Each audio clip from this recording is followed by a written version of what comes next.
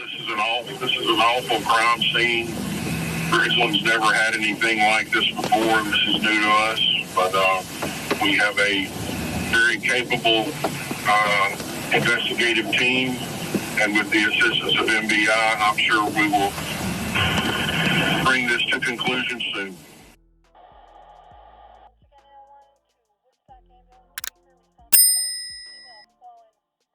Just 20 minutes north of the state capital of Jackson, Mississippi, lies a city called Richland. Richland has a population of around 25,000 people and is also a part of Jackson metropolitan area. To the east of the city is the Ross Barnett Reservoir, a 33,000-acre lake that serves as the state's largest drinking water source and a major recreational area that draws more than 2 million people for outdoor sports like boating, fishing, water skiing, and camping, plus a boost for residential and economic development. However, a tragedy would take place in Ridgeland that left the community in total shock at what the alleged suspect is accused of doing to his own family members. For one close-knit family in Mississippi, Mother's Day will forever be a day of sadness and heartbreak. A day that the Welch family usually celebrates together would sadly turn into a day that multiple family members shockingly lost their lives. This is the sad story of Ida Thomas Welch, Vicky Renee Welch, and Crystal Lynn Welch, and how their lives were stolen by someone they thought they could trust. Ida Welch, the matriarch of the family, celebrated her 76th birthday with loved ones in March 2024. As all her loved ones gathered to celebrate, they wore matching Happy Birthday Mom shirts and gave her a beautiful bouquet of flowers with a cake to match. One of Ida's daughters, 42-year-old Crystal Welch, who often put events together, will write, "Happy birthday to my mom. Another year, another reason to celebrate this queen. Aging like fine wine. Here's to more wisdom, more sass, and more moments that make us grateful you're the matriarch of this family." Crystal seemed to adore her mother and often would go over and beyond for the woman who raised her and gave her life. Like in 2023, when Ida turned 75, her family gave her a huge Diamond Jubilee birthday party, full of all the glitz and glam and love.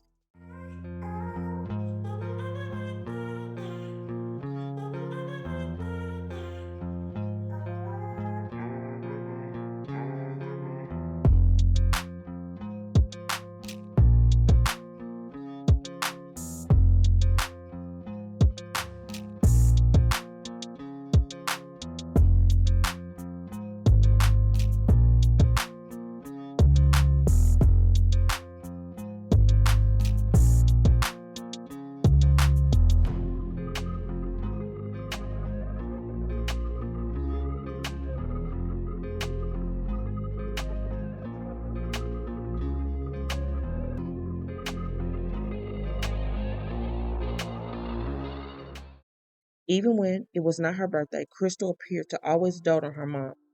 Crystal was the youngest of the bunch and said that she was very spoiled by her oldest sister, who was a teenager when she was born.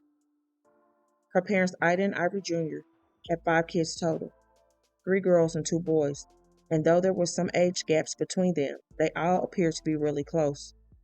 Growing up, Crystal said her father was the smartest person in the world to her, and he instilled in her the importance of academics and scholarship, making her feel like it was okay and cool for a little girl to be smart. Sadly, Ivory Jr. passed away in May of 2015 and is a person that the family missed dearly after he left the earth. Crystal would go on to be great in school and eventually graduate from law school and began achieving some great accomplishments. According to one of Crystal's good friends, she was a force of nature. As supervised attorney and associate clinical law professor at Mississippi College School of Law, she practiced and taught adoption for youth court law. Here, she created an adoption clinic and transformed many lives and families. She was a revered leader, serving as the president of the ACLU, the American Civil Liberties Union of Mississippi, and vice president of the Mississippi Free Press, immediate past president of the board of directors for the Children's Advocacy Center of Mississippi, and a member of the Mississippi Commission of Children's Justice new website development oversight committee. So as you can tell, Crystal was definitely revered in the community, and throughout her endeavors, she helped a lot of people. She was always hands-on and helping others, and full of life and loved to live life to the fullest. When she was not teaching or working, she loved to spend time with her family, especially her nieces and nephews. She was the aunt who was always there and just a call away. Crystal also loved to travel the world and had been to many beautiful places. Outside of all of that, she was a 49ers fan and loved Hello Kitty. She once wrote, "Who says you can't be a lawyer, a law professor, and a Hello Kitty collector? My new Hello Kitty office chair is proof that law and cuteness can peacefully coexist." This was just one of her many Hello Kitty items that she had, and her family did not mind supporting her affection for the cat. Look how gorgeous my Hello Kitty greeter is. It says, "I love you." Isn't it beautiful? And then look at this one. Oh my goodness. Watch this. Watch this. Watch this.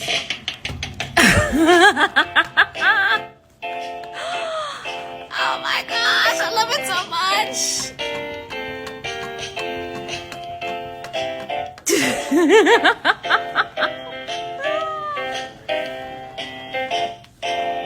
You can't tell me that is not the cutest thing you've ever seen in life. I love it so much. She's dancing. The joy in her voice about her gift was the sweetest, and Crystal was just a happy person inside and out. She often shared pictures on her social media of the many special get-togethers with her sisters and brothers. From birthday celebrations, holiday gatherings, and much more, you could tell that Crystal loved her siblings. However, in an unforeseen accident in the early morning hours of July 20th, 2021, Crystal and her family lost one of her brothers, Christopher Welch, at 42 years old in a horrific traffic accident. Here's what we know happened this morning. That crash shut down traffic in both directions on Interstate 220 sometime before 4 o'clock this morning. Now, we are told that at least one person was in the crash. It appears it happened in the northbound lanes, which is where we saw the wrecked car. A body was seen lying in the southbound lane. So police had to shut down both the northbound and southbound lanes of traffic while they investigated. This tragedy, I know, had to be hard for the family. And throughout it all, Crystal decided to be a female Paw Bear after the suggestion from one of her cousins. That was just the kind of person she was, involved in helping in any way she could. Plus, it was a physical demonstration of her love for her brother. Again, all her siblings meant the world to her, and it appeared she seemed to always be there for them all. Now, I may tell you more about the family through Crystal's eyes, only because she was the one in the public spotlight more. But every victim I speak about is cherished to their family. Now, 56-year-old Vicky Welch was Ida's middle child, who was said to be a very kind and caring person and loving mother. Vicky, alongside the oldest daughter, whose name I'm not sharing for her privacy, shares the same birthday month with their mother in March. Just this past March 2024, on the 17th, Crystal wrote to her sister a beautiful message on her birthday as they celebrated together. She said, "Wishing you a day as beautiful and vibrant as you are. May your special day bring you endless smiles, heartwarming moments, and tons of gifts." Crystal was not only the baby girl, but the only girl in the house whose birthday was not in March. Furthermore, the only boy that was left after Christopher's untimely passing was Ivory III. Ivory appeared to be a father himself to an adult daughter and was currently living at home with his 76-year-old mother, Ida. On the weekend of Mother's Day 2024, the family had made plans to attend a barbecue on Saturday, May 11th, and it was also Ivory's birthday that Friday, May 10th. However, loved ones grew concerned when Ida, Crystal, and Vicky did not show up, and all three of them did not answer their phones. By the next day on Mother's Day, May 12th, authorities were contacted to do a welfare check around 3:30 in the evening. When the police arrived at Ida's home on the 7100 block of Old Canton Road, they sadly found Ida, Crystal, and Vicky all shot in the head, and all three were unalive. A Mississippi family torn apart by violence. 4 members gunned down in a matter of days. The investigation started on Mother's Day after police forced their way into the house. Once inside, they found 3 women all shot to death. 76-year-old Ida Thomas Welch, her 2 daughters, Renee Welch, 56, along with 42-year-old Crystal Welch. Crystal Welch was an attorney. Many say she touched lives, young and old. I've known Crystal since she was in law school, and It's the same person every time you saw her. You know, she was one of those people, when you see her, you just felt better. This was not a scene that no one thought they would find, and authorities needed to desperately find who did it. Police processed the crime scene with assistance from the Mississippi Bureau of Investigation and soon learned who the shooter was. Authorities would determine that 54-year-old Ivory Welch III shot his mother and two sisters as he was allegedly upset about something to do with his birthday and a cousin's funeral that was on the same day. Ridgeland Police Chief Brian Myers issued a statement on Monday, and he stated that Ivory James Welch III, the son of one of the victims, developed as the suspect over the course of the Ridgeland Police Department's investigation. Police then obtained an arrest warrant, and the U.S. Marshals Fugitive Task Force began searching for Ivory. During the manhunt, the authorities said he made his way out of Mississippi and headed west. Ivory was located one day later in Arizona. When state troopers tried to apprehend Ivory, it was said he fired upon them, and when the troopers returned fire, he was hit and unalived. PS troopers say they shot and killed a man today who killed 3 people in Mississippi on Mother's Day. Investigators say Ivory James Welch III shot and killed his mother and 2 sisters. Mississippi police didn't know where he was until there was a shootout early this morning in a rural part of eastern Arizona. His vehicle was seen leaving the scene, and we tracked it all the way through to Dallas and understood it was obvious that he was on the run. Now the family has to navigate the loss. 4 family members at once, and the Black community also lost a great lawyer, teacher, and social justice worker in Mississippi.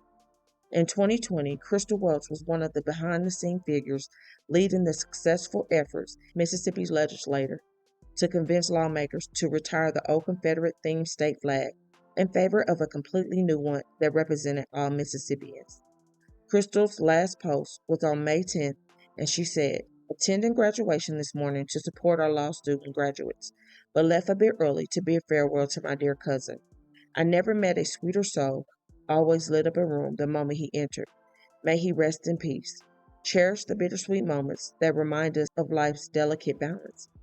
The heartbreaking irony of her last post, and now she is no longer here. Such a huge pillar of the community snatched away from all her greatness. It does not appear that Crystal had any kids of her own, but was a great woman to many kids who had the chance to encounter her.